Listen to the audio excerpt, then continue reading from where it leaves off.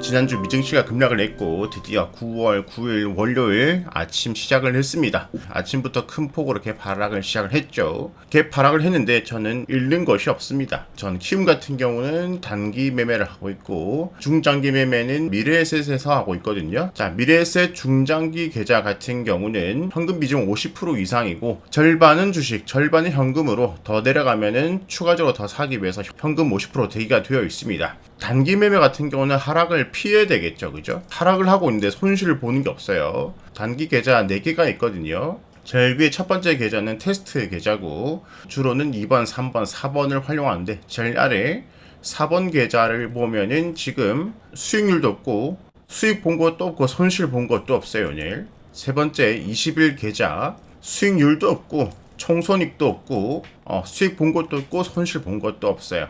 두 번째 계좌 30 계좌 수익률도 없고 실현손익도 없습니다. 자, 지난주에도 한 번이 아니라 두 번, 세 번, 그 다음에 지난달에도 한두 번이 아니라 4번, 5번, 6번 지수 브리핑 때 계속해서 말씀을 드렸죠. 9월 초 조심을 해야 된다. 그리고 올해 초 중순에 올려드렸던 올해 중장기적인 전체적인 흐름에서 9월 조심해야 된다는 얘기도 드렸고, 그걸 떠나가지고 지난주부터 2주 전, 3주 전부터 계속해서 설명드렸던 것이 지난주 금요일에 실업률 요거 정말 중요하다. 여기에서 충격이 있을 수 있다. 실제로 충격이 왔었죠. 그죠? 미국 S&P 500 지난주 금요일에 하나, 둘, 셋 지지받고 20, 60 지지받던 거 크게 깨고 내려왔습니다. 나스닥 역시 하나, 둘, 셋, 3일 지지받고 자, 추세선 하단 부분 장기 평선 깨고 내려왔습니다. 미증시도 보면은 전저점을 향해서 다시 내려가고 있어요. 여기가 이제 1년선이거든요. 지난번에 1년선에서 한번 반등이 나왔는데 다시 1년선으로 내려가고 있다. 이 1년선에서 반등이 나올지 이탈이 나올지 이제 그 부분으로 가고 있는데, 자, 지금 경기 침체 우려가 있는 만큼 여기서 단기 매매를 너무 모험을 하기보다는 자, 이전에는 상승 추세였기 때문에 내려갈 때마다 쭉쭉 매수를 하자고 말씀드렸죠. 그죠? 이번에는 계속해서 위험하다, 좀 피하자. 잘 모르겠다. 이걸 깨고 내려갈지 안 내려갈지 잘 모르겠다. 위험한 건 좀 피하자 말씀을 드렸습니다. 확인하고 매매를 해도 늦지 않을 것 같아요. 좀 기다렸다가 이 직전 저점 위에서 여기 이 근방에서 단봉도 생기고 아랫거래가 생기고 좀 돌려 세우는 모습이 나오고 난 다음에 매매해도 늦지 않다. 그것이 나오지 않는다면은 이 저점 깨고 내려가겠죠, 그죠?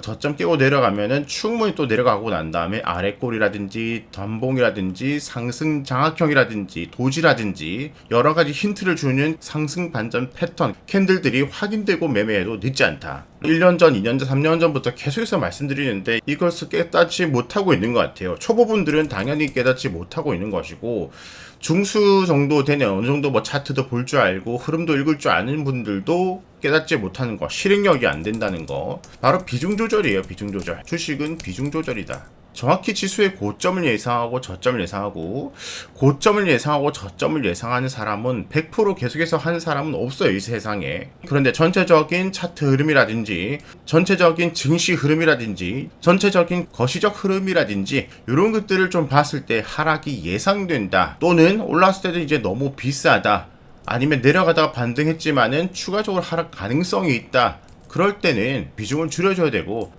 이제쯤 너무 많이 하락했다. 자, 그때 또 일부 요걸 깨고 또 많이 더 내려가는데 또 단봉들이 생기고 그런다. 아랫골이 생기고 그런다. 그러면 그때 또 일부, 자, 소나기도 있고요, 태풍도 있고요, 장마도 있어요. 그죠? 소나기 정도면 맞고 갈 수도 있어요. 근데 태풍이 올 것 같다, 짧고 강하게 온다는 거죠. 그죠? 그러면 우리가 어떻게 합니까? 농작물도 보호를 하고 차량도 보호를 하고 창문에다가 테이프를 붙이면서 깨지지 않게 대비도 하고 그렇게 해야 되는 거예요. 장마가 올 것 같다, 긴 기간 동안 계속해서 힘들 상황이 올 것 같다, 그러면 더욱더 수혜 준비를 잘 해야 되겠죠. 그죠? 이런 것들 대비하는 거, 주식에서는 비중 조절이죠. 그죠? 제가 전체 계좌에서 다 팔고 안 팔고가 중요한 것이 아니라 비중 조절을 했다는 것이 중요한 것이고, 다 팔지 않았어도 비중에 뭐 30%를 줄였든 50%를 줄였든 70%를 줄였든 비중을 줄이는 것, 그것이 실천이고 그것이 실력인 거예요. 이렇게 비중이 줄여져 있어야 여기서 지지받고 반등할 때 사든 요것을 깨고 내려갈 때 사든 그때 가서 기회를 잡을 수 있죠. 그죠? 지금 주가가, 증시가 많이 내려가고 있어요. 그죠?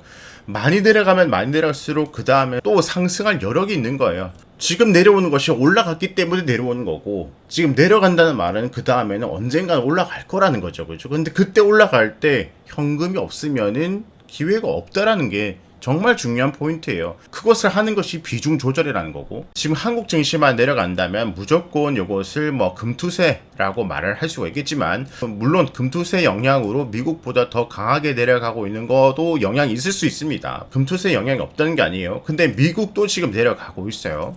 바로 직전 영상부터 시작을 해서 두 번째, 세 번째 영상 지난주 계속해서 또 침체 우려, 코스피 나스닥 급락, 반도체는 다음에 만나자, 그 다음에 충격에 대비를 하자. 지금같이 급락하기 전에 이미 비중 축소 기회가 그래도 있었죠. 그죠? 자, 2주 전에는 시장이 바뀔 것 같다.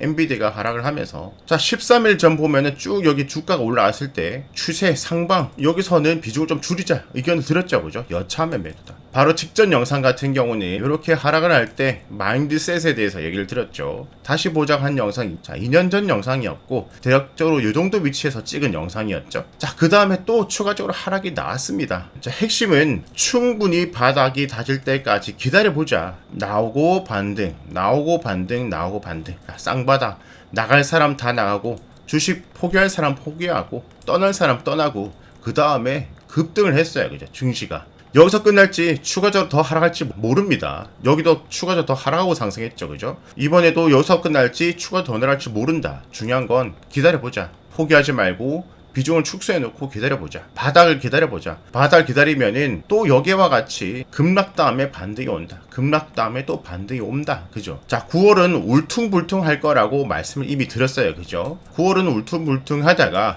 자 10월부터는 바닥 다지는 것을 확인을 해야 될 시기가 오지 않을까. 그래서 10월부터는 또 줍줍을 할 준비를 해야 되지 않을까. 지금은 이렇게 또 생각을 하고 있습니다. 그럼 또 공부를 해야 되겠죠. 그럼 공부를 어떻게 되냐?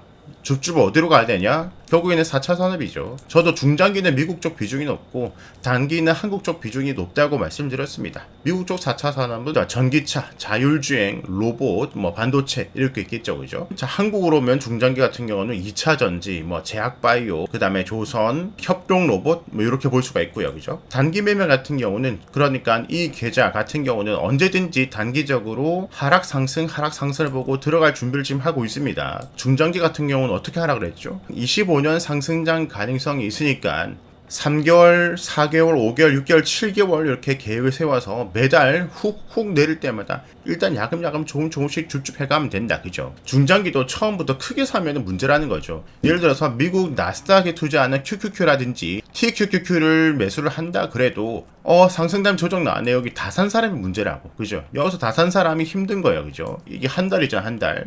여기 조금. 야, 여기 예를 들어서 10만원. 여기 10만원. 여기 10만원 했다가 훅 내리네. 여기 2, 30만 좀 더. 또 내려왔네. 여기 10만원. 또 훅 내려네. 여기는 2, 30만 좀 더 힘을 실어가지고. 그런 식으로 하면은 그 다음에 당연히 미증시 다시 반등해서 돈 벌겠죠. 계속해서 중요한 것은 여유다, 여유. 여유와 분할 매수 요것만 하면은 사실은 어려울 게 없어요.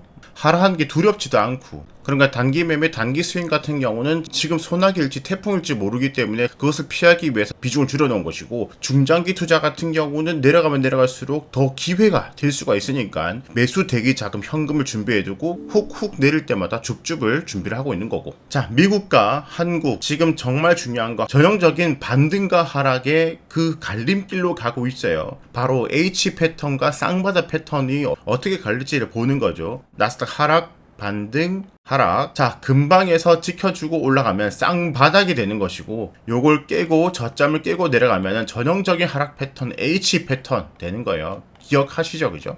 오늘 월요일이 시작됐기 때문에 저점대가 미국보다는 더 많이 내려와 있는 상태죠. 그죠? 자, 한국도 역시 하락, 반등, 하락. 여기서 저점대 지켜내주고 올라가면 쌍바닥이 되는 것이고, 이 저점대를 깨고 내려가면은 추가 하락으로 가는 H 패턴으로 갈 수도 있는 겁니다. 지금 이 시점에서 우리가 쌍바닥으로 갈지 H 패턴으로 추가 하락이 될지는 아무도 모르는 거예요. 그래서 기다려보자. 여유를 가지고. 그죠? 그리고 항상 최악을 생각을 해야 된다. 자, 나스닥도 1차 저항, 2차 저항 밴드 하면서 일단은 비중을 좀 줄여보자. 급하게 내려오고 첫 번째 반등은 기술적 반등이니까 내려갈 가능성이 있으니까 일단 비중을 줄여놓자 말씀드렸고, 자, 한국도 역시 올라오는 추세 그 근방에서는 자, 1차 밴드, 2차 밴드 비중을 좀 줄이자. 급하게 내리고 올라왔기 때문에 이것은 기술적 반등이다. 기술적 반등이라 본격 반등이 되려면은 바닥을 다져줘야 된다. 쌍바닥이든 쓰리바닥이든 N자든 다져줘야 된다. 그렇기 때문에 근데 여기서 반등하면은 다행인 거예요.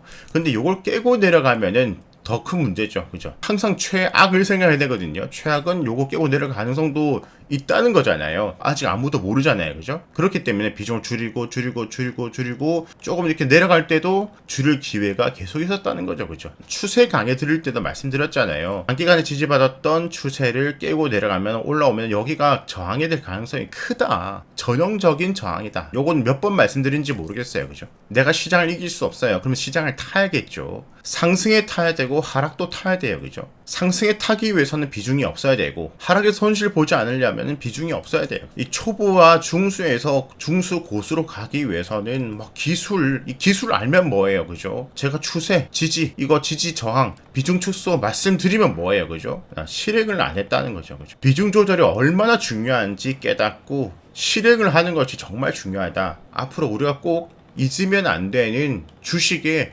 필수 사항이다. 그죠? 세계 최고 부자 워렌 버핏도 비중 조절하잖아요. 그죠? 뉴스들 나오고 있죠. 자, 증시는 어떻게 될지 아무도 몰라요. 여기서 갑자기 반등이 나올지 저점 깨고 내려갈지는 아무도 모릅니다. 결론은 여유를 가지고 기다려 보자고요. 아시겠죠? 그리고 개미들이 털리고 주식시장을 떠는 사람들이 많아지면 많아질수록 반등 시기는 점점 다가올 수가 있습니다. 그 시기를 잡기 위해서 계속 공부를 하셨으면 좋겠습니다.